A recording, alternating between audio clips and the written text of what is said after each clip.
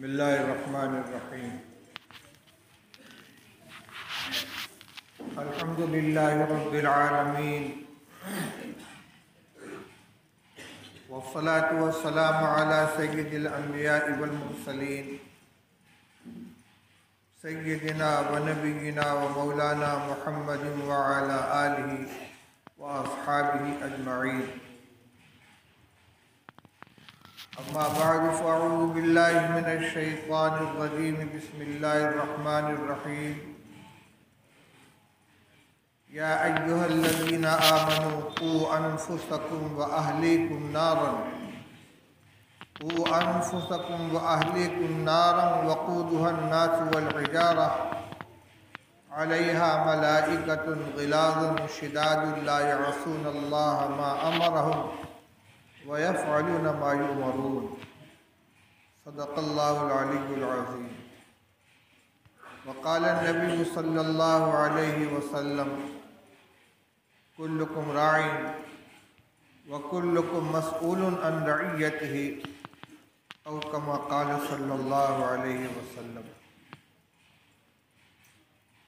محترم علماء کرام، برادری کے ذمہ دار، سردار صاحبان، مہتو صاحبان، محلے کے بزرگوار حضرات، نوجوان بھائیوں، عزیزوں اور دوستوں، میں نے مختلف سطح کے لوگوں کا نام لے کر خطاب قصداً اس لیے کیا ہے کہ ملت کا ہر طبقہ براہ راست اپنے آپ کو محسوس کرے کہ جو باتیں کہی جانے والی ہیں ہم اس کے مخاطب ہیں، ہم سے یہ بات کہی جا رہی ہے، ہم اس کے ذمہ دار ہیں۔ آج کی یہ مجلس عام جلسوں اور بیانات سے مختلف نوعیت کی، در حقیقت یہ ایک محاسبے کی اور احتساب کی مجلس ہے، جس میں ہم سب کو مل کر اپنے معاشرے اور اپنے حالات کا جائزہ لینا ہے۔ جو خرابیاں ہیں، خاص طور سے جس کا تعلق ہمارے ایمان اور عقیدے سے ہے، ان کی نشاندہی کرنی ہے، ان کے اسباب کی نشاندہی کرنی ہے، اور ان کے تدارک اور ان کے علاج کا طریقہ سوچنا ہے۔ یوں تو ملت اسلامیہ ہند کے اوپر طرح طرح کے مسائل و مشکلات کا ایک انبار لگا ہوا ہے۔ کچھ چیزیں وہ تھیں جن کا تعلق ہماری تجارت سے، ہماری معیشت سے، ہمارے رہن سہن سے، ہماری آمدنی سے تھا، کسی حد تک وہ گوارا تھا۔ اس کے بعد ہمارے مذہب کی چیزوں میں دخل اندازی کا ایک سلسلہ شروع ہوا، 3 طلاق کا مسئلہ زیر بحث آیا، خوب شور ہنگامہ ہوا، آخر کار حکومت نے ایک فیصلہ کر دیا۔ غور کیا جائے تو ان کو اس کا موقع دینے میں تھوڑی سی ہماری بھی حصہ داری ہے۔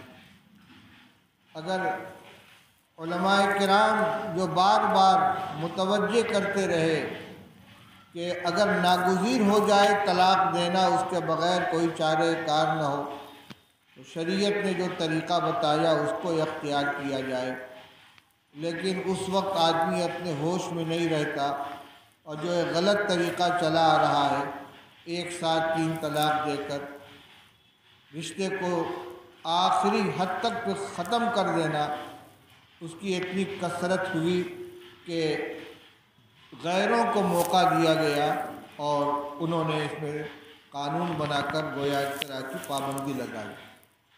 اور بھی بہت سے مسائل اس طرح ان کی لسٹ میں ہیں، لیکن اس وقت جو مسئلہ ہمارے سامنے ہے وہ ان سب سے بڑھ کر ہے۔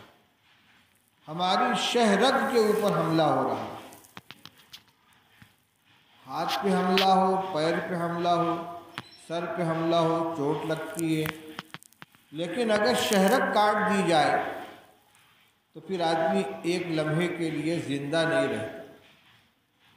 ہماری جان ہمارا ایمان ہے، اگر ایمان ہم سے نکل گیا تو ہماری جان نکل گئی۔ ہم ایک مردار لاشے سے زیادہ کوئی حیثیت نہیں رکھتے۔ اللہ کی نعمتیں یوں تو بہت ہیں، سر سے پیر تک انسان نعمتوں میں ڈوبا ہوا ہے، اور اللہ تعالیٰ خود فرماتے ہیں کہ وَإِن تَعُدُّوا نِعْمَتَ اللَّهِ لَا تُحْصُوهَا، اللہ کی نعمت کو اگر تم شمار کرنے لگو تو ان کا احاطہ نہیں کر سکتے۔ کچھ نعمتوں کا اللہ تعالیٰ نے قرآن پاک میں تذکرہ بھی فرمایا ہے، غور کرنے کی دعوت بھی دی ہے، لیکن ایمان کی نعمت سب سے بڑھ کر ہے، اس سے بڑی کوئی نعمت نہیں ہے۔ قرآن پاک میں اللہ تعالیٰ ارشاد فرماتے ہیں یمنون علیک ان اسلموا قل لا تمنوا علی اسلامکم بل اللہ یمن علیکم ان ہداکم للایمان۔ یہ جو گاؤں والے آئے ہیں آپ کے پاس، یہ آپ پر احسان جتلاتے ہیں کہ ہم مسلمان ہو گئے۔ آپ ان سے کہہ دیجئے کہ تم احسان مت جتلاؤ، اللہ تعالیٰ احسان جتلاتا ہے کہ اس نے تم کو ایمان کی ہدایت عطا فرمائی، تمہیں ایمان کی توفیق عطا فرمائی۔ ایک شخص جو کفر کے ماحول میں پیدا ہو، کفر کے گھرانے میں ہو، اسے اللہ تعالیٰ ایمان کی توفیق عطا فرمائے، اسے کچھ قربانیاں بھی دینی پڑتی ہیں۔ آج بھی اگر کوئی اللہ کا بندہ اللہ کی توفیق سے اپنے خاندان، اپنے معاشرے سے کٹ کر دائرہ اسلام میں داخل ہوتا ہے، بڑی آزمائشوں سے اسے گزرنا پڑتا ہے، لیکن ہمارے اوپر تو اللہ کا بہت بڑا احسان ہے، بہت بڑا انعام ہے کہ بغیر کسی قربانی کے، بغیر کسی آزمائش کے، ایمان والے گھر میں، ایمان والے ماں باپ کی گود میں پیدا فرما کر بلا کسی مشقت کے ہمیں پیدائشی مسلمان بنا دیا۔ اب ہمارا کام اس ایمان کی حفاظت اور اس ایمان کو اگلی نسلوں تک اسی طرح حفاظت کے ساتھ منتقل کرنا ہے۔ اپنے ایمان کی بھی حفاظت کرنی ہے، اپنی اولاد کے ایمان کی بھی حفاظت کرنی ہے، اور اپنے اہل خانہ، بیوی، بچوں، جتنے متعلقین ہیں سب کے ایمان کی حفاظت کرنی ہے۔ یہ ہمارا فریضہ ہے۔ اللہ تعالیٰ نے ارشاد فرمایا یا ایھا الذین آمنوا قوا انفسکم واہلیکم نارا، اے ایمان والو تم بچاؤ اپنے آپ کو اور اپنے اہل کو، اہل میں بیوی بچے سب آ جاتے ہیں، آگ سے بچاؤ۔ آگے آگ کا حال بیان فرمایا وقودھا الناس والحجارہ، وہ آگ جس کا ایندھن انسان اور پتھر ہوں گے، انسان کو اس میں ڈالا جائے گا آگ کو بھڑکانے کے لیے، یہ اس کا ایندھن بنے گا، اور پتھر اس کا ایندھن ہوں گے، اور وہاں کوئی چیز کام نہیں آئے گی۔ علیہا ملائکۃ غلاظ شداد لا یعصون اللہ ما امرہم ویفعلون ما یؤمرون، اس آگ کے اوپر ایسے فرشتے متعین ہوں گے جو بڑے سخت مزاج ہوں گے، بڑے طاقتور ہوں گے، اللہ کی طرف سے انہیں جو حکم ملے گا اس کے خلاف نہیں کریں گے، وہی کریں گے جو ان سے کہا جائے گا۔ اس آگ سے بچاؤ اپنے آپ کو اور اپنے اہل و عیال کو۔ آگ سے بچانے کا کیا مطلب ہے؟ کیا کوئی انسان دانستہ خود آگ میں کودنا چاہتا ہے یا اپنی اولاد کو آگ میں ڈالنا چاہتا ہے؟ یقیناً ایسا نہیں، یہ تو فطرت انسانی کے خلاف ہے۔ انسان تو انسان، جانور بھی ہے جن کو بے عقل کہا جاتا ہے، اگر اس کے سامنے آگ آ جائے تو وہ بھاگ کھڑا ہوتا ہے۔ پھر بچانے کا کیا مطلب ہے؟ مطلب یہ ہے کہ اس راستے سے بچاؤ کہ جس راستے کا منتہا جہنم کی آگ ہے، جس راستے پر چل کر آدمی جہنم کا ایندھن بنے گا اور جہنم میں داخل ہوگا۔ ایمان وہ دولت ہے کہ اگر آدمی کمزور سے کمزور ایمان دنیا سے بچا کر لے کر چلا گیا اور اس کے گناہوں کی معافی بھی نہیں ہوئی تو آخر کار وہ سزا بھگتنے کے بعد اپنے ایمان کی بدولت جہنم سے نکالا جائے گا اور جنت میں داخل کیا جائے گا۔ لیکن جو ایمان چھوڑ کر بغیر ایمان کے دنیا سے چلا گیا وہ ہمیشہ ہمیشہ کے لیے جہنم میں ہوگا۔ جہنم کی ہولناکی کا تصور نہیں کیا جا سکتا۔ اس آیت کریمہ میں یہی بتلایا گیا ہے کہ خود بھی اس راستے سے بچو جس راستے کا آخر جہنم ہے، اور اپنے اہل و عیال کو بھی اس راستے سے بچاؤ جس کی انتہا جہنم کے اوپر ہوتی ہے۔ آج جس موضوع کو آپ کے سامنے رکھنے کے لیے یہ مجلس منعقد کی گئی ہے وہ انتہائی کربناک صورتحال کے نتیجے میں سامنے آئی ہے۔ آپ حضرات اگر حالات کا کچھ علم رکھتے ہیں، ملک میں ہونے والی سرگرمیوں پر نگاہ ہے، غیروں کی طرف سے ہمارے خلاف جو سازشیں کی جاتی ہیں ان سے آپ کچھ باخبر ہیں۔ تو کچھ دن پہلے ایک خبر اخبارات میں آئی تھی، ہمارے ملک کے جو موجودہ وقت کے سیاسی رہنما اور حکمراں ہیں، انہوں نے یہ اعلان کیا تھا کہ اگر ہماری ایک بیٹی کسی مسلمان کے گھر میں چلی گئی تو ہم 100 بیٹی اس کے بدلے میں لے کر آئیں گے۔ اس کے بعد نعرہ لگایا گیا کہ بیٹی بچاؤ بہو لاؤ، یعنی کوئی غیر مسلم عورت لڑکی کسی مسلمان کے نکاح میں نہ آنے پائے، لیکن غیر مسلمان لڑکیوں کو زیادہ سے زیادہ غیر مسلم نوجوان اپنے نکاح میں لے آئیں، اپنے ساتھ لے آئیں۔ اس کے بعد ایک اعلان آیا، باقاعدہ ایک تنظیم کا ویڈیو چلا کہ ہر وہ نوجوان کہ جو کسی مسلمان لڑکی کو لے کر آئے گا، چاہے کسی برادری سے تعلق رکھتا ہو، اس کو 2 لاکھ روپے کا چیک دیا جائے گا، ان دونوں کے تحفظ کی گارنٹی دی جائے گی، ان کو رہنے کے لیے مکان دیا جائے گا اور ان کی پوری قانونی مدد کی جائے گی۔ یہ آپ حضرات نے بھی دیکھا ہوگا، سنا ہوگا۔ اس کے بعد اس کی تحریک چلائی گئی کہ زیادہ سے زیادہ اس کے لیے کوشش کی جائے، اور پھر نتائج سامنے آنے لگے۔ پورے ملک کے مختلف حصوں سے یہ خبریں آنے لگیں کہ ہماری مسلمان بیٹیاں غیر مسلم نوجوانوں کے ساتھ جا رہی ہیں، جو بھی حالات بنے ہوں، جن اسباب کی بھی بنا پر گئی ہوں، لیکن وہ ان کے ساتھ چلی گئیں اور ان کی بیوی بن کر ان کے گھر کے اندر رہیں گی۔ میں صاف لفظوں میں کہنا چاہتا ہوں، ہمارے یہاں جس طرح کسی مسلمان لڑکی کا کسی غیر مسلم مرد کے ساتھ تعلق رکھنا حرام ہے، ناجائز ہے، اور اگر وہ اپنے ایمان کو خیر بات کہہ دے تو بالکل اس کا خاتمہ ہو گیا، اسی طریقے سے ہم اس کی بالکل ہمت افزائی نہیں کرتے کہ کوئی مسلمان نوجوان کسی غیر مسلم لڑکی کو اپنے گھر میں لے کر آئے۔ کوئی مسلمان نوجوان کسی غیر مسلم لڑکی کو اپنے ساتھ لے کر آئے۔ ہاں، اگر کوئی لڑکی اب خود اللہ نے اسے ہدایت دے دی، اس نے ایمان قبول کر لیا، تو اب وہ ہماری بہن ہے۔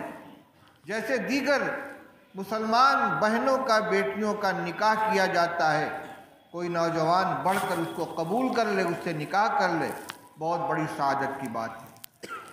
لیکن نکاح میں لانے کے لیے بہلا پھسلا کر، لالچ دے کر اور اس کو مسلمان بنا کر شادی کی جائے، ہم اس کی تائید نہیں کرتے، نہ یہ ہمارا مشن ہے۔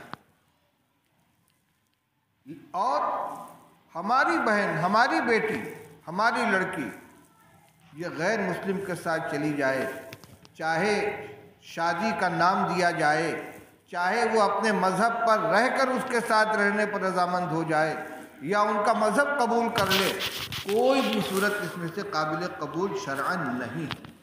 اگر نکاح کا نام بھی لیا گیا تو وہ اسلام کی نگاہ میں نکاح نہیں ہے۔ زندگی بھر وہ قانون کی نگاہ میں میاں بیوی کی حیثیت سے رہیں گے، لیکن اگر لڑکی مسلمان ہے اور لڑکا غیر مسلم ہے تو وہ نکاح ہوا ہی نہیں، وہ زندگی بھر حرام کاری ہوگی، زنا کاری ہوگی، اور جو اولاد پیدا ہوگی وہ بھی زنا کی اولاد ہوگی۔ یہ صورتحال ہو رہی ہے، اور میں تو یہاں رہتا نہیں، اپنے ان نوجوان علماء کرام کے ذریعے جو باتیں معلوم ہوتی ہیں اور جس کی وجہ سے یہ تحریک پیدا ہوئی ہے وہ یہ ہے کہ بنارس میں بھی اس طرح کے حادثات ہونے لگے۔ ہمارے لیے شرم سے ڈوب مرنے کی بات ہے۔ یہاں تک نوبت کیوں پہنچی؟ اب تھوڑا سا ہم جائزہ لے لیں کہ اس کے اسباب کیا ہیں۔ سب سے پہلا سبب یہ ہے کہ ہمارے دل میں یا ہماری بچیوں کے دل میں ایمان کی قدر و قیمت نہیں، ایمان کی اہمیت نہیں ہے، ایمان کی عظمت نہیں ہے۔ وہ جانتی نہیں کہ ایمان کیا چیز ہے، ایمان کا کیا مقام ہے۔ اور اگر انہوں نے نہیں جانا تو ان کی اس جہالت اور ناواقفیت کا سبب ہم ہیں، سرپرست ہیں، جنہوں نے بنیادی دینی تعلیم سے ان کو محروم رکھا، اللہ اور اس کے رسول کا نام ان کو نہیں سکھایا، ان کو کلمہ نہیں پڑھایا، ان کو کلمے کا مطلب نہیں بتایا، ان کو مرنے کے بعد والی زندگی کا یقین نہیں بیٹھایا ان کے دل کے اندر، آخرت کا یقین ان کے دل میں نہیں بیٹھایا، جنت جہنم کا تصور ان کو نہیں سمجھایا، ایمان کی کیا حقیقت ہے اور ایمان کی کیا عظمت ہے یہ ہم نے ان کو سمجھایا نہیں۔ اور تعلیم ایسی دلائی کہ جس کے اندر یا تو دینیات کا کوئی عنصر ہی نہیں ہے یا ہے تو برائے نام ہے۔ پہلے اس طرح کے حادثات نہیں ہوتے تھے، اور کیوں نہیں ہوتے تھے؟ ہمارے یہاں دینی مدارس تھے، بچوں کو مدرسے میں داخل کیا جاتا تھا، درجہ 1 سے لے کر درجہ 5 تک معمولی سی ہندی اور انگریزی کے علاوہ ان کی پوری تعلیم اردو زبان کی، دینی کتابوں کی، تعلیم الاسلام، دینی تعلیم کا رسالہ، قرآن پاک اور اس طرح کی کتابوں کا ہوتا تھا۔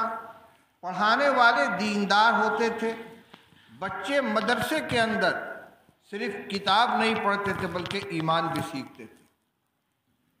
ان کو نماز پڑھنا سکھایا جاتا تھا، ان کو دعائیں سکھلائی جاتی تھیں، کھانے کی دعا، سونے کی دعا، سو کر اٹھنے کی دعا، استنجا خانے میں جانے کی، نکلنے کی دعا، گھر میں جائیں تو سلام کریں، کلمے کا ترجمہ سکھایا جاتا تھا، لا الہ الا اللہ محمد رسول اللہ کا کیا مطلب ہے۔ تعلیم الاسلام پہلا حصہ، سب سے پہلا سبق اس میں کیا ہے؟ سوال، تم کون ہو، یعنی مذہب کے اعتبار سے تمہارا کیا نام ہے؟ جواب، میں مسلمان ہوں۔ اسلام کیا سکھاتا ہے؟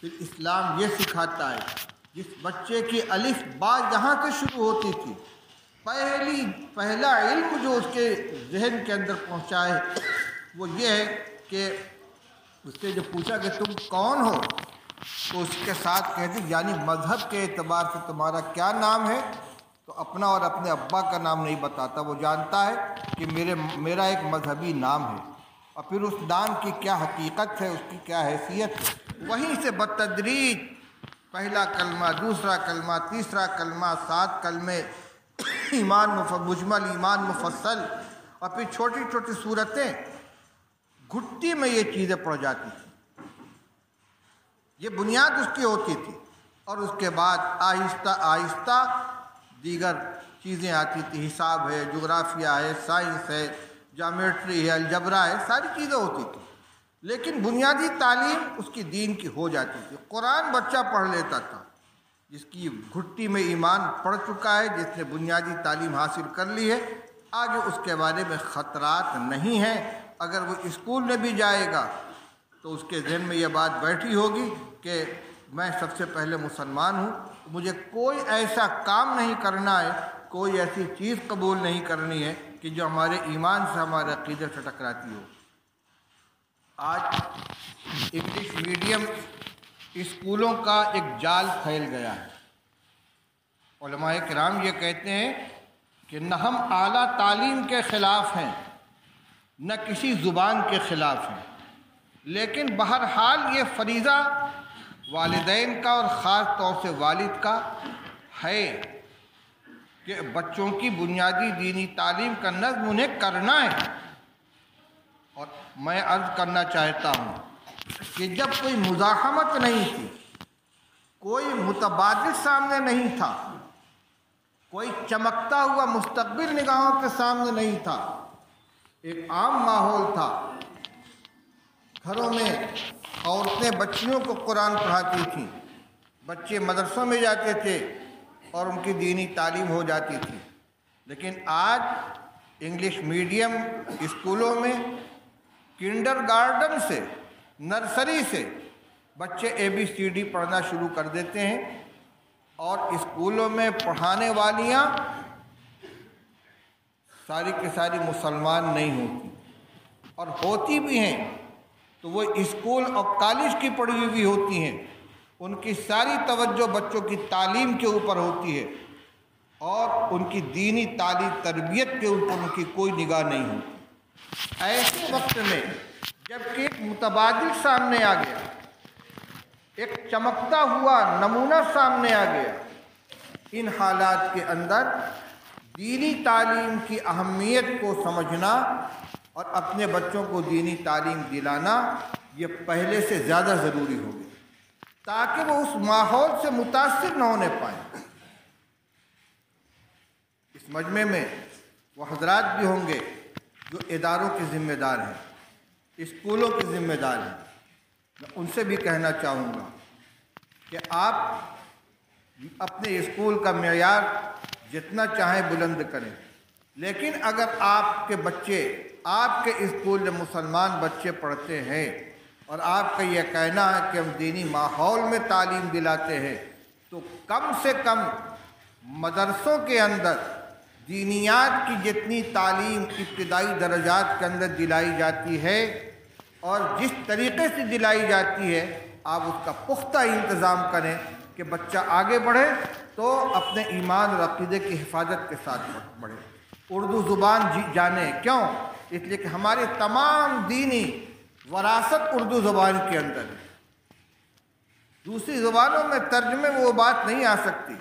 ہندی میں بھی قرآن پاک کا ترجمہ موجود ہے، انگریزی میں بھی قرآن پاک کا ترجمہ موجود ہے، ہندی میں نماز کی کتابیں میں موجود ہیں، لیکن آپ جانتے ہیں عربی الفاظ عربی ہی میں صحیح تلفظ کے ساتھ ادا کیے جا سکتے ہیں، جیم زال زا کا فرق ہندی انگریزی میں نہیں ملے گا، ضاد اور ضا اور زا اس کا فرق آپ کو ہندی انگریزی میں نہیں ملے گا، وہ تو ولا جالین اور ولا ضالین کو ایک جیسے پڑھیں گے۔ کوئی نہیں سیکھ سکا بچپن میں، مجبوری کی وجہ سے آج اس کو نماز سکھانی تو ہندی کی کتاب دے دی جائے، لیکن ہم بات کر رہے ہیں اپنے بچوں کے جو زمانے تعلیم میں ہیں، ان کو ہندی انگریزی کے ذریعے سے دین سکھانا ان کے ایمان کو ختم کرنے کے مترادف ہے۔ اس لیے سب سے پہلا کام یہ ہے اس فتنہ ارتداد کو روکنے کے لیے کہ اپنے بچوں کے دینی تعلیم کا پختہ نظم کریں، ان کو ایمان کی عظمت اور حقیقت سمجھائیں، ان کی ابتدائی تعلیم، بنیادی دینی تعلیم کم سے کم اتنی پختہ ہو جائے کہ اگر کوئی ان کو بہکانا بھی چاہے تو بہکا نہ سکے۔ اگر اسکول میں اس کا نظم نہیں ہے، آپ اس کے ذمہ دار ہیں۔ میں نے قرآن پاک کی ایک آیت پڑھی تھی اور ایک حدیث بھی پڑھی تھی اللہ کے رسول صلی اللہ علیہ وسلم فرماتے کلکم راعٍ وکلکم مسئول عن رعیتہ، تمہیں کا ہر شخص اپنے ماتحت کے بارے میں ذمہ دار ہے، اس سے پوچھا جائے گا۔ اگر نہیں اسکول میں انتظام تو آپ بری ذمہ نہیں ہو سکتے، آپ کی ذمہ داری ہے۔ اولاد کے سلسلے میں کچھ ذمہ داریاں تو وہ ہیں جن کو ماں باپ محسوس کرتے ہیں۔ میرے بچے کا کھانا میرے ذمے، اس کا کپڑا میرے ذمے، اس کی دوا علاج میرے ذمے، اس کی رہائش میرے ذمے، سردی گرمی سے بچانا میرے ذمے۔ میرے بھائیو بزرگوں، یہ ساری ذمہ داریاں وہ ہیں کہ جو ایک مسلمان اور غیر مسلم دونوں کے اندر برابر ہیں۔ ایک غیر مسلم باپ بھی جانتا ہے کہ بچے کو کھلانا پلانا، اس کا دوا علاج، اس کا لباس، اس کی ضروریات پوری کرنا میری ذمہ داری ہے۔ ہم میں اور ان میں کیا فرق ہے؟ مسلمان ہونے کی حیثیت سے ہماری ان سب سے بڑھ کر ذمہ داری یہ ہے کہ ان کو دین کی تعلیم دلائیں، ان کو ان کے ایمان کی حفاظت کا انتظام کریں۔ کیا وجہ ہے؟ حکم دیا گیا کہ مروا صبیانکم بالصلاۃ وہم ابناء 7، بچہ 7 سال کا ہو تو اس کو نماز کا حکم دو۔ بالغ نہیں ہوا ہے، 7 سال کا ہے، لیکن باپ کو حکم دیا جا رہا ہے تو اس سے نماز پڑھواؤ، اور 10 سال کا ہو جائے نماز نہ پڑھے تو اس کو مار کر نماز پڑھواؤ۔ مسجد میں جائے گا، اس ماحول کو دیکھے گا، اس کی عادت پڑے گی، اور جب یہ 12 سال کا 13 سال کا ہوگا تو نماز کا پختہ عادی بن چکا ہوگا۔ یہ مزاج سکھایا جا رہا ہے۔ گھر کے اندر آئے تو سلام کرے، اسلامی آداب اس کو سکھلائے جائیں، کھانے کی سنت بتلائی جائے، کھانے کا طریقہ بتایا جائے، اس کی دعائیں بتائی جائیں۔ یہ ماحول جب گھر کے اندر بنایا جائے گا تو بچے کا مزاج دینی بنے گا۔ تو سب سے پہلی بات تو یہ کہ بچوں کی دینی تعلیم کا انتظام کریں۔ نمبر 2 پہ آئیے، بچوں کی تو اگر خاص طور سے بچیوں کو آپ نے اسکول میں داخل کر رکھا ہے، بہت بڑے خطرے میں آپ نے ڈالا ہے۔ یہ زمانہ کو ایجوکیشن کا ہے، مخلوط نظام تعلیم، جتنے بچے اور بچیاں ایک ساتھ پڑھتے ہیں، اور جب پروگرام کے ساتھ ایک کام ہو رہا ہے تو شکاری کی طرح غیر ہماری بچوں پر نگاہ رکھیں گے، اور ان کی کمزوریوں سے فائدہ اٹھا کر، لالچ دے کر، ان کے جذبات کو بھڑکا کر، ان کو محبت کا فریب دے کر طرح طرح سے ان کو اپنے دام میں پھنسانے کی کوشش کریں گے، اور کر رہے ہیں، جس کے نتیجے میں حادثات ہو رہے ہیں۔ ان سے دوستی ہوگی، بظاہر بڑی پاکیزہ دوستی ہوگی، لیکن حقیقت میں اس کے پیچھے جو مقصد ہے وہ بڑا خطرناک ہوگا۔ آپ اپنی بچیوں کو ایسے اسکولوں میں ہرگز نہ پڑھائیں کہ جہاں بچیوں اور بچوں کی تعلیم ایک ساتھ ہوتی ہے، اور اگر پڑھاتے ہیں انہی اسکولوں میں پڑھائیں جب بچیوں کی تعلیم کا نظم الگ ہے، بچوں کی تعلیم کا نظم الگ ہے۔ ابتدائی درجات میں درجہ 1 2 3 4 تک چلتا ہے ہر مدرسے میں، ہر اسکول کے اندر، لیکن درجہ 5 کے بعد سے جب ذرا سا شعور آنے لگتا ہے تو ہرگز بچوں اور بچوں کی تعلیم ایک ساتھ نہیں ہونی چاہیے، اس لیے کہ ان کے اندر شعور پیدا ہو رہا ہے، اور اگر نگرانی نہیں کی گئی تو یہ غلط رخ کے اوپر جائے گا۔ تیسری چیز، ان کے مشغلوں کو دیکھیں۔ آج کل اینڈرائڈ فون کے ذریعے سے جتنی فحاشی اور یانیت، بے حیائی گھروں کے اندر آ رہی ہے، الامان والحفیظ، فیس بک، ٹویٹر اور میسیجز کے تبادلے کے ذریعے سے ہماری بچی اور ہمارے بچہ کس کے ساتھ شیئر کر رہا ہے میسیج، کس سے بات ہو رہی، کس سے تعلق ہو رہا ہے، ہمیں کچھ پتہ نہیں ہوتا۔ اس نے مطالبہ کیا، ضد کیا، ہم نے اٹھا کے بڑا سا فون اس کو دے دیا، کہاں سے فون آ رہا ہے، کس کے پاس میسیج جا رہا ہے۔ فری میں میسیجز کا آنا جانا اور رابطہ قائم کرنا اور تعلقات کا استوار ہونا اتنا آسان ہو گیا ہے کہ یہی چیز جس کا آغاز فیس بک سے ہوتا ہے، ٹویٹر سے ہوتا ہے، واٹس ایپ سے ہوتا ہے، میسیج سے ہوتا ہے، آخرکار اس نتیجے تک پہنچتا ہے کہ ہماری بچی اپنے ہاتھ سے نکل جاتی ہے۔ اس لیے اس پر ہر ایک کو نگاہ رکھنے کی ضرورت ہے۔ بچوں کے بھی اور بچیوں کے بھی۔ اول تو یہ کہ جب تک فون نہیں تھا، موبائل نہیں تھا، کیا ہماری زندگی اجیرن ہو گئی تھی؟ کام نہیں چلتا تھا؟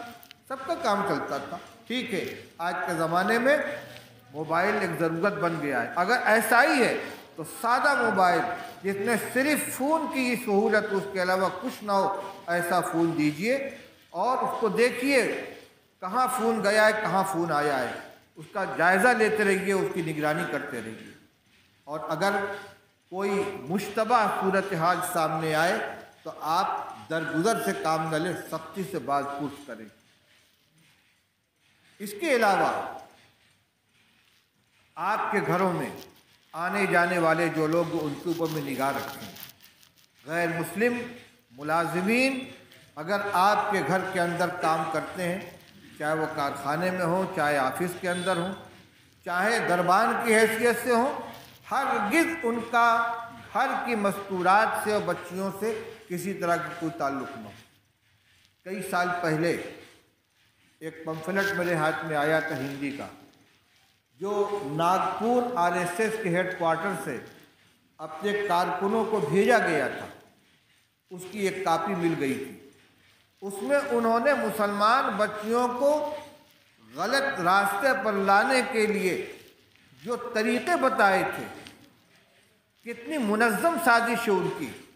وہ کہتے ہیں کہ ہمارے نوجوانوں کو غیر مسلمانوں کے یہاں ملازمت اختیار کرنی چاہیے، جتنے تنخواہ پر مسلمان ملازم ملتے ہیں ان سے کم تنخواہ کے ان کے اوپر کام کرنے لگیں، اور اپنے حسن اخلاق سے، اپنی ایمانداری سے ان کو اتنا متاثر کریں کہ وہ ان کے اوپر پورا اعتماد کرنے لگیں، اور وہ گھر کی بہو بیٹیوں سے محبت کے ساتھ پیش آئیں تاکہ وہ ان کو اپنا ہمدرد سمجھنے لگیں۔ یہ تو ہوا پہلا مرحلہ۔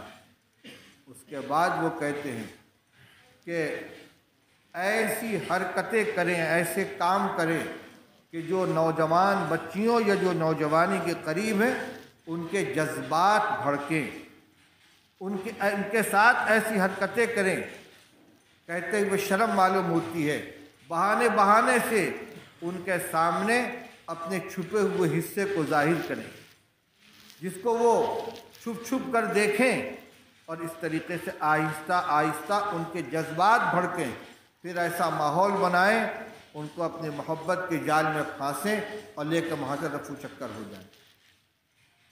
یہ تقریباً 20 سال پہلے کی تحریر میں آپ کو سنا رہا ہوں، اس لیے میں کہتا ہوں کہ آپ اپنے گھر کے ملازمین کے اوپر بھی نگاہ رکھیں۔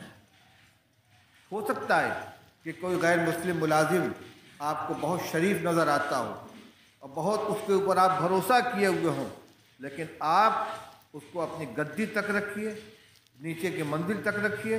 کوئی غیر مسلم ملازم جوان یا جوانی کے قریب، وہ گھر کی بہو بیٹیوں سے اس کا کوئی تعلق نہیں ہونا چاہیے۔ ڈرائیور کے ساتھ بھیج دیے، جاؤ اسکول پہنچاؤ، جاؤ اسکول سے بلا لاؤ، جاؤ فلاں جگہ پہنچا دو، جاؤ اس کو بازار لے کر جاؤ۔ ٹھیک ہے، بڑا معتمد آپ کا ہے، لیکن جو صورتحال سامنے آ رہی ہے ان حالات کے اندر، یہ ہمارے لیے خطرے کی چیز ہے۔ جو چند باتیں میرے ذہن میں آئی ہیں وہ میں نے آپ کے سامنے پیش کی ہیں۔ بنیادی تعلیم دی جائے، گھر میں تربیت کی جائے، چاہے آپ ان کو مدرسے میں دینی تعلیم دلائیں یا گھر میں ٹیوشن رکھ کر یا خود ان کو دینی تعلیم دلائیں۔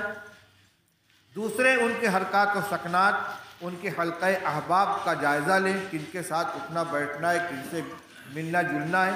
سہیلیوں کے یہاں جانے کے نام پر بچیاں چلی جاتی ہیں۔ آج میری سہیلی کے یہاں پروگرام ہے، میں وہاں جا رہی ہوں۔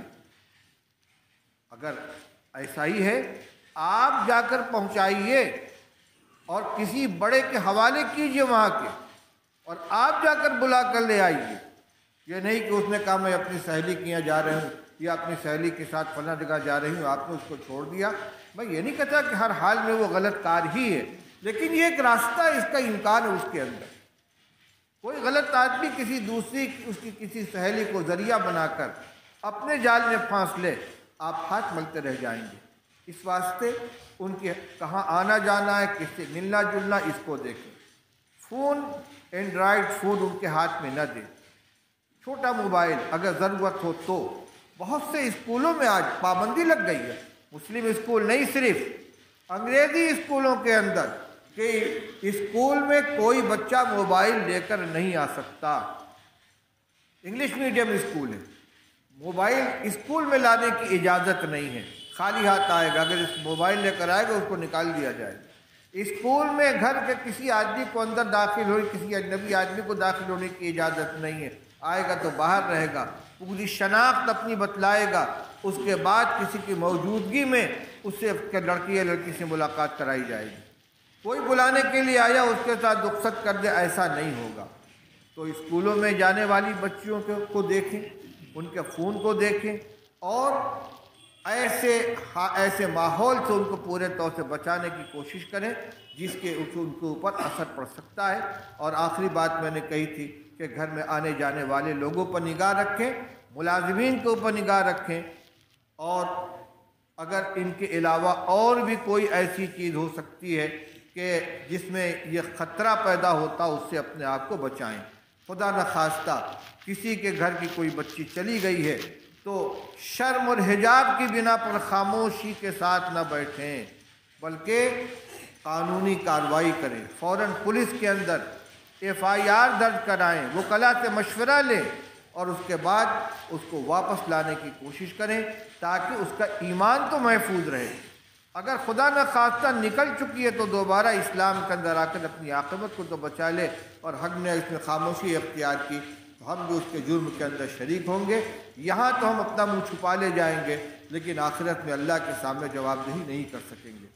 میں اپنی بات ختم کرتے ہوئے جو ہمارے منتظم ہیں ان سے گزارش کروں گا کہ اگر کوئی اور مسئلہ اس سلسلے میں قابل توجہ ہو جس پہ میری نگاہ نہیں گئی ہے اس کو بھی سامنے لے آئے تاکہ مجلس مکمل ہو جائے۔ مولوی تنویر صاحب۔ عوام کا علماء سے جو رابطہ کم ہو گیا، دینی مسائل علماء سے۔ ہاں، یہ بات انہوں نے متوجہ کی ہے۔ ایک اس زمانے کا ایک المیہ یہ بھی ہو رہا ہے کہ عوام اور علماء کے درمیان دوریاں بڑھ رہی ہیں۔ یہ بڑی خطرناک بات ہے۔ یہ وہ چیز ہے کہ جس کا پروگرام غیروں نے بنایا ہے۔ حضرت مولانا سید اسد صاحب مدنی رحمۃ اللہ علیہ نے کئی سال پہلے، ان کے انتقال کو کافی دن ہو گیا، انہوں نے فرمایا کہ میرا لندن جانا ہوا تو وہاں خواجہ کون نظامی ہے علی گڑھ یونیورسٹی کے اندر تھے، خواجہ حسن نہیں، مشتاق نظامی تھے، کون تھے، خواجہ خلیق نظامی، خواجہ خلیق نظامی کے چھوٹے بھائی وہاں ایک یونیورسٹی کے اندر پروفیسر ہیں۔ فجر کے بعد انہوں نے کہا کہ میرے یہاں چائے پی لیجیے، میں چلا گیا، مختلف باتیں ہوتی رہیں تو انہوں نے کچھ بات بتلائی۔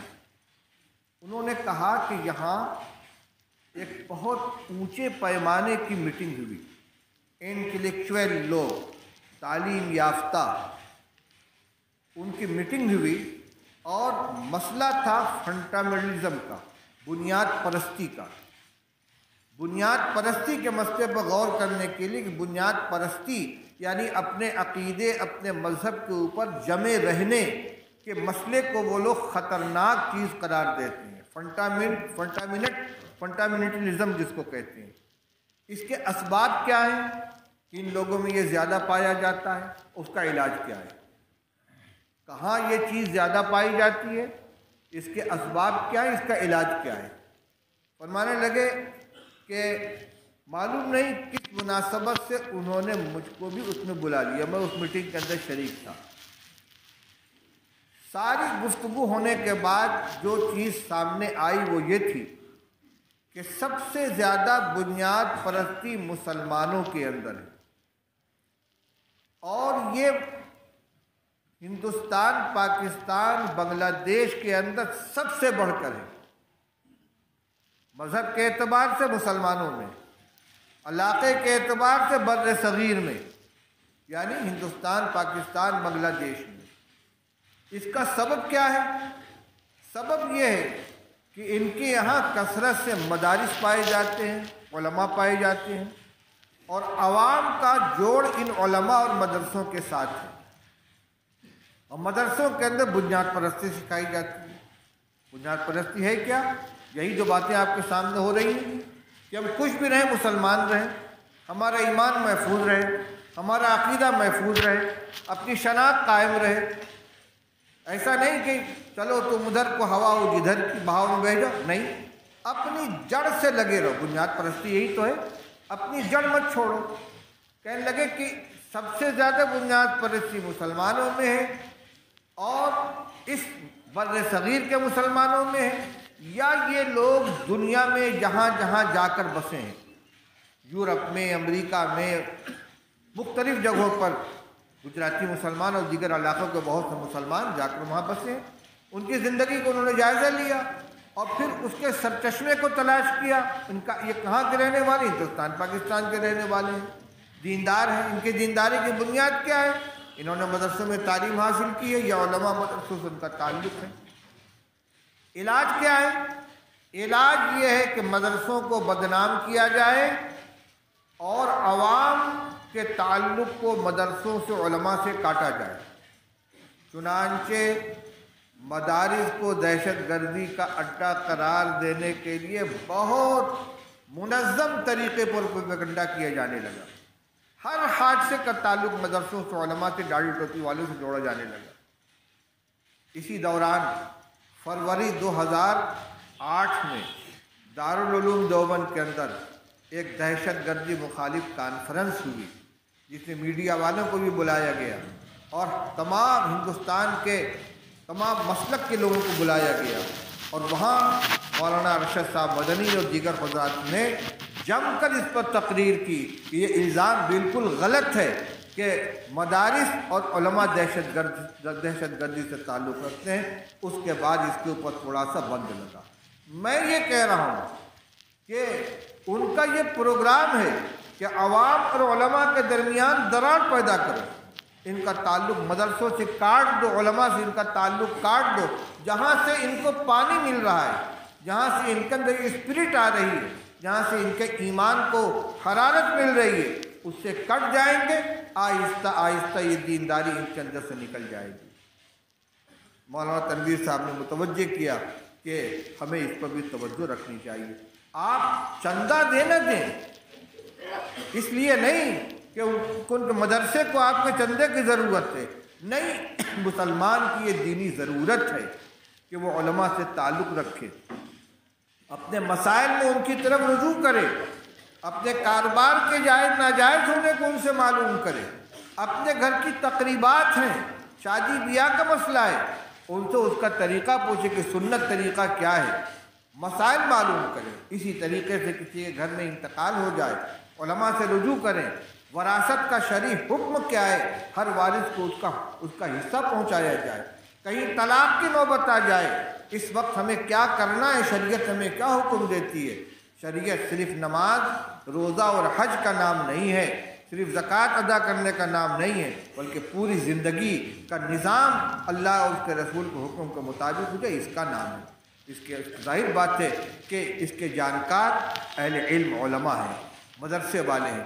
تو جیسے ہم بیمار ہوتے ہیں تو ڈاکٹر کے پاس جاتے ہیں، مقدمہ کی ضرورت پیش آتی ہے تو وکیل کے پاس جاتے ہیں، مکان بنوانا ہے تو معمار اور استاد کے پاس جاتے ہیں، تو اپنے دینی مسائل کے لیے علماء سے ربط کیوں نہیں پیدا کرتے، کیوں نہیں ان کے پاس جاتے؟ اس میں اپنے آپ کو عقل کل سمجھ کر کہ ہم کو ان کی ضرورت نہیں ہے، یہ بڑے نقصان کی بات ہے۔ ان کا نقصان کم ہوگا، ہمارا نقصان جو نہیں جائیں گے، تعلق نہیں رکھیں، ان کا نقصان زیادہ ہوگا۔ اس لیے علماء اور عوام میں ربط ہونا چاہیے۔ علماء بھی ان کی طرف لپکیں، ان کو اپنے سینے سے لگائیں، ان سے ربط ضبط رکھیں، اور عام حضرات جو ہے، جو عالم نہیں ہیں، چاہے وہ ہمارے اونچے طبقے کے لوگ ذمہ دار حضرات ہوں، یا جو ہمارے سردار صاحبان ہیں، برادری کے لوگ ہیں، خاندان کے بڑے لوگ ہیں، یا عام لوگ ہیں، ان کا سب کا آپس میں ربط ضبط ہونا چاہیے۔ خاص طور سے جو مذہبی معاملات ہوں، ان کے اندر ان کی رہنمائی میں مسائل کو حل کیا جائے۔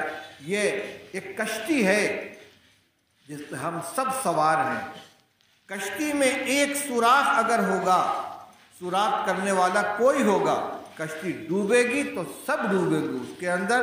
کوئی یہ نہیں کہے گی یہ سوراخ میں نے تو نہیں کیا تھا۔ میں اسی کو سنا کر اپنی بات ختم کرتا ہوں۔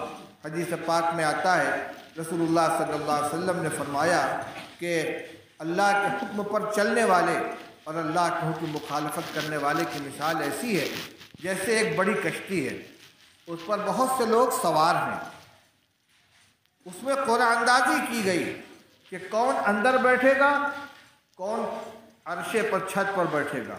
قرعہ اندازی کے ذریعے جن لوگوں کا نام اوپر نکل آیا وہ اوپر جا کر بیٹھ گئے، جن کا نام نیچے آ گئے نیچے والے نیچے آ کر بیٹھ گئے۔ اب نیچے والے کو جب پانی لینے کی ضرورت پڑتی ہے تو وہ چھت کے اوپر جاتا ہے اور وہاں سے رسی ڈھیل کر دریا میں سے پانی نکالتا ہے، کیونکہ نیچے پانی نکالنے کی جگہ نہیں ہے، بند ہے، اور یہ بار بار اوپر جاتا ہے۔ اوپر والوں کو اس کے آنے جانے سے تکلیف ہوتی ہے اور نیچے والے کو بار بار آنا جانا پڑتا ہے۔ تو یہ نیچے والا کہنے لگا بار بار جانا پڑتا ہے، ہم تو پانی سے زیادہ قریب ہیں، لاؤ اس میں ایک سوراخ کر لو، اس میں سے پانی لے لیا کریں گے۔ اس نے اٹھایا پھاوڑا اور سوراخ کرنے لگا، کیوں؟ تاکہ ہم پانی نزدیک سے لے لیں۔ سوراخ ایک آدمی کر رہا ہے۔ فرمایا کہ اگر سارے لوگ مل کر اس کو نہیں روکیں گے اور کشتی ڈوبے گی تو سب ڈوبیں گے۔ اگر یہ سوچے کہ وہ جانے اس کا کام جانے، ہم تو نہیں کر رہے، یہ تو اس کا عمل ہے، تو میرے بھائی جب کشتی ڈوبے گی تو سب ڈوبیں گے۔ یہ میں روایت حدیث سنا رہا ہوں رسول اللہ صلی اللہ علیہ وسلم۔ غلطی ایک آدمی کر رہا ہے لیکن اس سے متاثر سب ہو رہے ہیں۔ یہ ملت کی کشتی، ہم سب اس کے اوپر سوار ہیں، اس لیے نفع اور نقصان میں بھی ہم سب شریک ہیں۔ فائدہ ہوگا دین کا، ایمان کا، حفاظت ہوگی تو سب کی ہوگی، اور اگر کہیں سے خلل پڑے گا تو سب اس سے متاثر ہوں گے۔ اس لیے سب لوگ مل کر اس کو سوچیں اور آپس کی دوریوں کو ختم کریں اور مسائل کے اوپر غور کریں، مل جل کر کام کو آگے بڑھائیں اور جو خطرات ہیں ان سے نمٹنے کی کوشش کریں۔ اللہ تعالی ہم سب کی حفاظت فرمائے، ہمارے ایمان کی حفاظت فرمائے، ہماری نسلوں کی حفاظت فرمائے، ہماری جو ذمہ داریاں ان سے ہمیں نبرد آزما ہونے کی توفیق عطا فرمائے۔ وآخر دعوانا الحمدللہ رب العالمین۔